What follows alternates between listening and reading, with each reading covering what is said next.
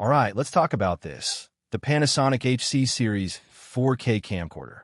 If you need a compact, no-nonsense shooter that delivers actual cinema-like video without the hassle of rigging up a mirrorless camera, this might be your play. Asterisk. See that?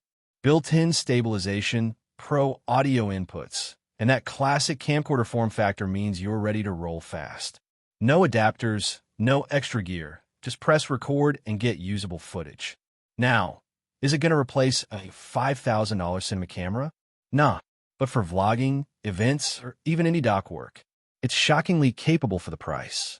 Oh, and right now, there's a limited time discount on this thing. If you're curious, I'll drop the link in the description. Check it out. So, team camcorder or team mirrorless? Let's argue in the comments. Thanks for watching, and I'll catch you in the next one. Peace.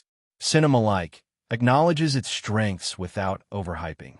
Real-world comparison shows value versus complicated setups. Casual CTA, no hard sell, just if you're curious.